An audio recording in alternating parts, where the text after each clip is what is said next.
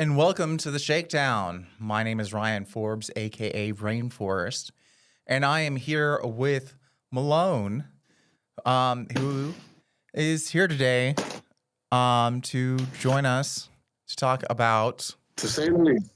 To say what? To say the least, who is here today. Who is here today, yes. Who's here today, and today we're going to talk about life before PREA. And for those of you who don't know about PREA is the Prison Rape Elimination Act. It is a federal act that was enacted in across prisons across the country. And Malone and I were just having a debate about who enacted what and when. So I'm actually going to look it up right now. And it was the Prison Rape Elimination Act of 2003. So I was right. It was a G.W. Bush act. And it was a United States. What year did it? Wait a minute. What year did you say it was? 2003? 2003. And when did you say you That's saw? When it was enacted. That was when it was enacted. So when did you see the first PREA posters put up in? I was the unit artist at the time. And so the very first ones were, we're talking like maybe 2014 or so. It was the first time that anybody, it's hard for me to say exactly. The years kind of blend together, but it was in that period of time. In what period of time? 2003? Like around 2014, around 2014. So 2014. It was well over a decade after that was signed into law that they ever enacted a single policy of PREA in Texas prisons. And I remember I was at Gurney in 2015, and they were only just starting to put up the curtains in the showers so that officers and inmates would not for those of you who don't know about Gurney, the way it was set up in Gurney is that the showers there were no doors or curtains or anything on the shower, so that when you took a shower, people could just look in and just watch you shower. You were just showering in front of everyone. And not only that, the TVs were right above the showers. So people were like, all they had to do was glance down from the TV and see you buck naked. Or the toilets in the same type of arrangement? Yes, they were. They were in the same type of arrangement. But there was a wall that was kind of blocking the toilets. So it wasn't as easy to look into the toilets. But they were, still people could. It wasn't that hard to look into the toilets and to see who was in there and to see it set up. And Gurney wasn't the only unit that was set up that way. Pretty much any transfer facility was set up that way so that people could look into the showers. Most of those units of that era were the type of like Gurney. They were all set up like that, where the toilets were the toilets and the showers were put where the televisions were, and I have to believe that was on purpose. Yeah, I feel that way too. It wasn't ever changed. Still hasn't been changed. All they did was they put a wall up, or some places had the wall, some places didn't have a wall, some places the toilets were wide open. If you had to do your business, you were going to have to do it with an audience. Right. Yeah, they did. Some places built like temporary walls, like used PVC pipe and with a curtain wrapped around it, and they used that as the walls for the toilets. I have seen that. And then they just use like plastic curtains that were like jankily held up, like someone like drilled a screw onto either side of the showers, and then a curtain was held across the screws, and you'd have to unpin one side to get in and out of the shower. I am interested to know though. What else you're seeing there? Is there any kind of reasoning that was given behind the Prison Rape Elimination Act or anything? Is there? Any reasoning? Well, um, the purpose of the act is to provide the analysis of the incidents and effects of prison rape in federal, state, and local institutions, and to provide information, resources, recommendations, and funding to protect individuals from prison rape. Yeah, and that is the main purpose. That's the official. That's the official. That is the official reasoning. Statement for the reason why they're doing why they did all that. Right. That is. Did you ever hear like inmates sitting around complaining about all this PREA stuff? Complaining that they felt like it was inconvenient. Oh, I don't care if they see me naked, that type of thing. We had an episode with Dave, and he actually talked about how sometimes it made it like it was. People talk about how the good old days before PREA, and how it made things easier before PREA. And how with all these inmates snitching on each other and stuff like that. So yes, I heard that quite a bit for sure. I always thought that was interesting. And the thing that I thought was the most fascinating aspect of PREA, whenever TDC actually finally started taking it seriously, is that they couldn't just command you to get naked at a moment's notice anymore. I mean, prior to PREA, one of the things I always thought was one of the most dehumanizing and just unbelievable aspects of prison life was how you're constantly walking. I mean, you walk down the hallways. There's butt naked men walking up and down the hallways constantly in in full view of everyone. You're constantly being told, get out of them. That was just a common thing. Hey, stop what you're doing right now. Take off your clothes. Make you do a little dance, spin around so they can see a 360 view of your naked body and all that while you're. And it was all the time. I mean, you could several times a day have to. Go through that, and it just was had become such a part of the daily routine. I don't think anybody ever thought about it. And so whenever they changed it, people actually complained because they're so used to life like that in there that they complained about having their own humanity respected again. Yeah, it is really weird to hear what people complained about. Like I found it weird too that people would complain about how we mentioned in the last episode that we did, we talked about mentioned the Hurricane Harvey evacuation. Right. And that we were gone, the Jewish community was gone for 6 months before it came back to the Stringfellow unit, which was its home unit where they had the kosher kitchen and so forth. The reason why we were gone for 6 months is not because the unit was underwater for 6 months. The unit was only underwater for 3 weeks. We could have gone back in 3 weeks. But because they shipped us to the PAC unit, which was currently under a lawsuit for air conditioning, was under the air conditioning lawsuit. So then everybody that was on the unit then fell under the air conditioning ruling that if you had any kind of heat restriction whatsoever on your medical situation, well then they had to house you in a unit that had air conditioning. Now you would think, living in Southeast Texas without air conditioning, as torturous as that is, that any inmate that would then get from that point forward be housed in air conditioning would rejoice at the idea that they're getting air conditioning. And instead it was the exact opposite.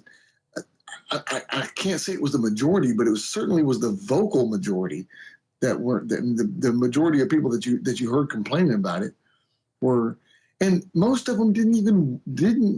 I mean, they didn't care about the air conditioning, and they weren't so concerned about getting back to the other unit. They had some kind of peripheral concern, like, oh, I don't want someone else packing my craft shop stuff, so I need to get back over there. So I'm going to jump on this air conditioning thing and tell them I don't want air conditioning. So you had people signing petitions saying they didn't want air conditioning. Please send me back to my old unit where they could burn me up in an oven And I got in quite a bit of trouble with the guys because I refused to sign it. They said that they had to have a complete a unanimous, not one person could not sign it type of thing, and then the rest of them go. So they were all mad at me because I'm like, man, I'm not signing over my right to air conditioning. If they're going to air condition me, then I'm going to keep it. But they had none of those guys had been locked up. Well, I can't say none of them because some of them had. Some of the ones that had been locked up the longest were the worst ones, were the biggest complainers about it. That is a strange fact of prison life that some people, the most onerous conditions that you mentioned to some people, like the Prison Rape Elimination Act, which doesn't seem at all unreasonable to me that you wouldn't, that they wouldn't be able to command you to get butt naked at a moment's notice. For some reason, they're complaining about it and they want to get butt naked again. They want to be able to walk around without their clothes on or something. And but that's air not the conditioning. that wasn't the thing Air that got him though. Huh? But the buck naked part was never the thing that got brought up though. Was with PREA, not that I ever heard people complain about. Well, Yeah. there would be like an inconvenience issue, like, oh, I want to do this and get done with it type of thing. So let's just go ahead and everybody get their clothes. Oh no, well we can't all go ahead and get our clothes off in the hallway anymore, and then somebody else is going to complain about that because maybe it inconvenienced them or something. I mean, you're right. There was an extenuating circumstance to most of it, but still, I mean, I just find it difficult to believe that anybody would complain about that. Well, but yet they did. Yeah, there was a thing. So, like one part is that it didn't stop. I remember like I said, at Gurney, there was this guy who it was an officer who had been off for a while, and then he came back. And the first thing he did was he started to randomly stripping inmates on the way to breakfast. Actually, on the way back, on the way to and on the way back from breakfast. I mean, like I watched it. I'm like, who are you? And like, it seemed, not only did it seem like offensive, it seemed like straight up sexual harassment. Is like, he's like, oh, I want to see you naked. Oh, I want to see you naked. It was seemed very predatory. That's still, there's still been. You're right. It did not altogether stop anywhere. I mean, there's isolated incidences after that where somebody didn't take it seriously and had to be put in their place. Yeah. But as with any law or right or anything, the only way you're going to get it in people to take it seriously is by filing official, fighting for it, basically. Right. And but like. I get that. The thing that I always heard inmates dealing with rank on the unit. I mean, do you remember the whole case that happened on the Stringfellow unit long before you got there with the major, where the inmate goes into the office and tells the major, "I'm being raped. Your guard is pulling me out at night and raping me. I have the proof right here. I've got a pair of dirty underwear with this guy's DNA in it," and the woman major at the time just told him to get out of her office and just blew it off like it was completely nothing. And then later on, of course, he smuggled those dirty underwear off the unit, and it turns out that he wasn't lying, that the officers the physical evidence was certainly on the underwear, and the guy ended up getting fired, and she ended up getting fired. It wasn't until it got brought to light, but while it was on the unit, they weren't going to do anything about it. If this guy hadn't have broke the law by smuggling a pair of underwear off the unit somehow, he would have never gotten any attention at all. He would have still been getting raped. No, that's happened a bunch of different times. Yeah. Those reporters, I've said it before, reporters are notorious for I don't know if they bring them in, but they definitely encourage inmates to use cell phones, which inmates getting caught with a cell phone is a free world charge. But at the same time, if the inmates didn't use the cell phone, they wouldn't have the stories that the reporters could post saying look at the conditions of the food, look at the conditions of this, look at the conditions of that, because the reporters can't get photos inside of prisons unless it's from an inmate. Get access to that. Right. So They don't allow media onto prison units, and they don't give you and even the units that do have cameras, like the Ramsey unit, they don't give access to those, to the media, which I think is ridiculous. I think that should be a part of like the Freedom of Information Act.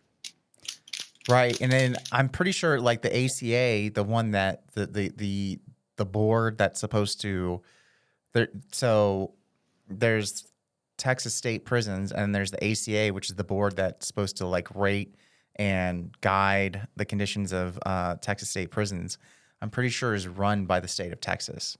So it's yeah. The ACA is run by the state of Texas. I Pr- think, if I remember correctly, when I was the unit artist, and we suddenly one morning woke up and got the order, we're about to have to start putting these PREA signs everywhere, and this major had gone out and gotten us a couple of spray cans of bright orange paint, and had a pre-made stencil that he got from somewhere for that PREA, that the crazy kind of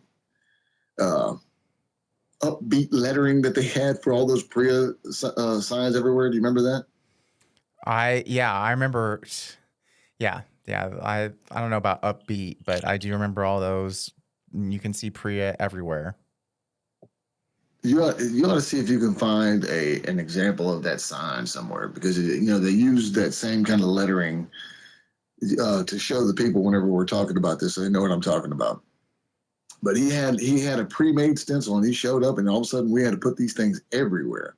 And he had lots of other signs that he had ideas, all of them regarding PREA. And it had something to do with ACA, because that major hit the unit, and they gave him, it was his charge to get this unit into compliance with ACA, and it was badly out of compliance.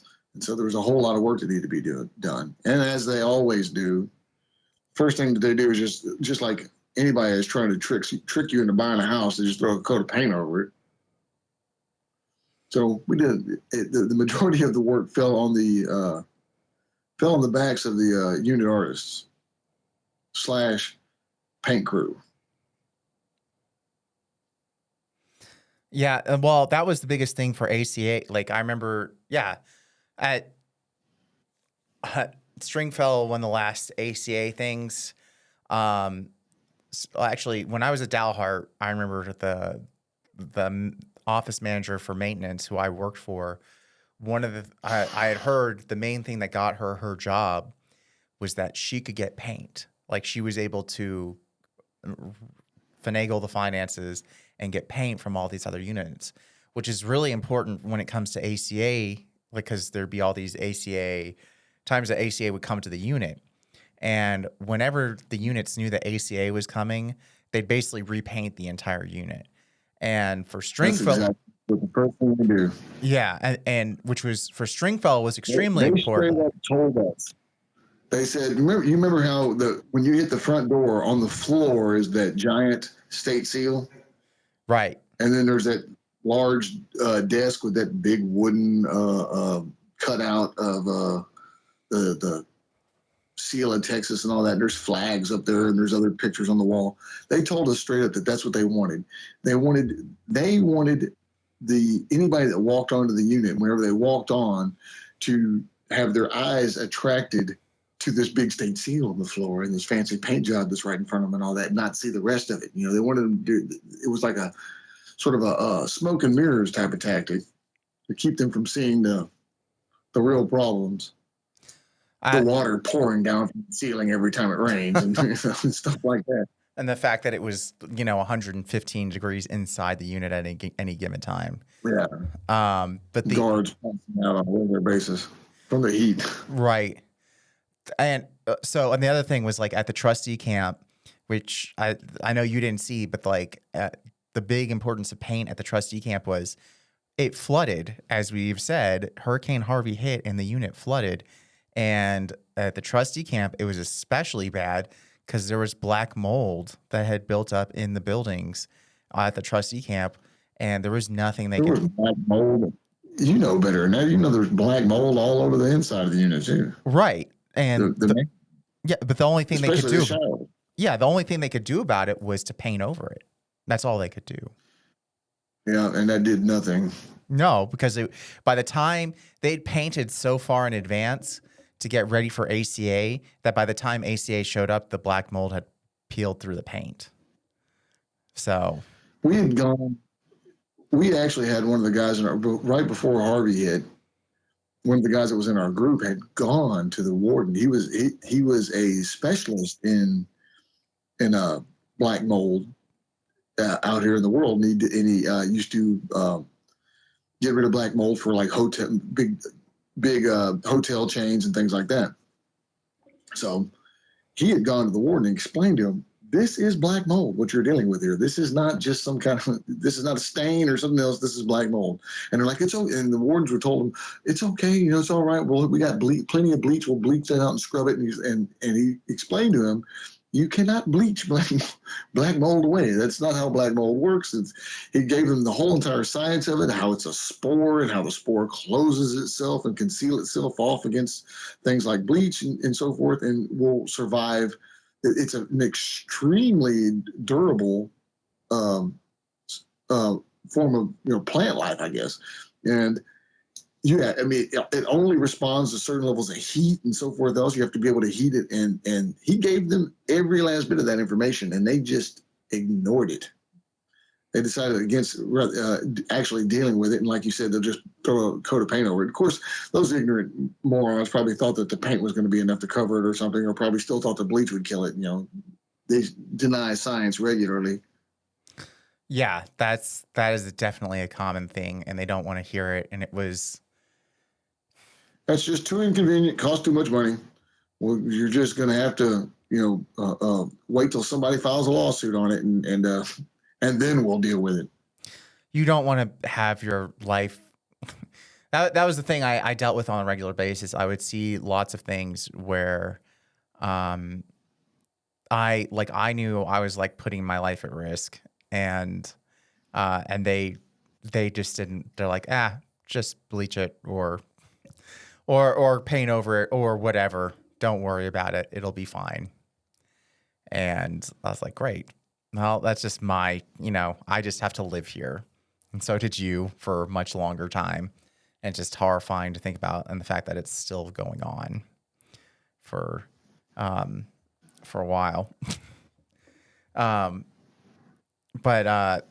we didn't get to talk too much about the days before PREA. Do you have any final points before we wrap this up? Days before PREA, one of the things that illustrates just how insane the days before PREA were, in my opinion. One of the stories that stands out in my mind the most is one of those days I was coming in from the fields on beat 01. And for some reason or another, the guards stopped the wagons a good ways away from where you actually enter into the unit. They stopped the wagons and they had us all get off the wagons, and then they had us all get out of our clothes, butt naked. And we had to walk with our tools and our clothes in our hands, ass naked, all the way up to the back gate where we were then going to be searched and then let into the unit. Now, I'm assuming that they probably told us to get out of our clothes then as some kind of convenience for them. But a lot of these guys were, they had lawnmowers and other kinds of tools, weed eaters and all that. And I remember looking over and seeing these butt naked guys pushing lawnmowers. And it just hit me just how absolutely insane this whole situation is. We are standing outside with all these guards around us on towers and everything else with guns over us. And we're walking butt naked with lawnmowers, pushing lawnmowers to get to the back dock. I can remember there was a case of a guy it was a DNA exoneration. This man had done over a decade in prison, probably like something like, I think it was around 11 years or so in prison before he was exonerated by DNA. He was let out of prison. Well, whenever he got out of prison, it wasn't very long after he got out of prison that he lived out here in the Houston area. Quan LX was involved in his case because he was trying to help this guy out. He was he was caught in a department store masturbating in public in this department store. He's like hiding behind a rack or something, masturbating, looking at some fully clothed woman off in the distance. this the old way of before PREA sort of rewarded these weirdos that it it created this culture of like masturbating in public and all this other stuff because people's nakedness wasn't guarded, so people had no problem with just whipping it out. Riots have happened in TDC because of inmates, this public masturbation thing that inmates had in their head. And it was, I mean, when I say it's a culture, I mean, it's literally this, it was this thing that was so prevalent that it was for the majority of the time that I was in prison. I mean, it was, there was only no guard, the guards couldn't stop it no matter, now the disciplinary cases or nothing, it was just so over everywhere.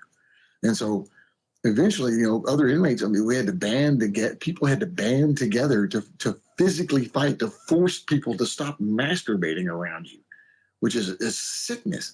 But it was brought on by this sort of this culture that made the pre-PREA mindset that made that type of thing all right. I felt really sorry for that guy. I remember when I heard that case, because I thought, man, that dude his brain has been warped by what happened to him in prison. That's the only reason he was doing that. And, he wasn't in his right mind. His decade or more in prison had warped his thinking and the way he viewed sexuality altogether. And that's ultimately in my mind what the real benefit of finally adhering to the PREA rules and laws is that it has certainly blunted and probably will eventually wipe out that extremely deviant sexual thinking that was going on before that. Well, on that note, we're going to wrap it up. If anyone has any comments or questions, please let us know, and we love hearing from you. And we look forward to talking to you soon. Thank you. What a pleasant episode this has been, Rainforest. I'm sure everyone is going to just want to go out and get themselves an ice cream or something after this. Absolutely. And enjoy a pleasant day in the park or something. We hope you do. All right, bye. The Shakedown was produced at Longmont Public Media.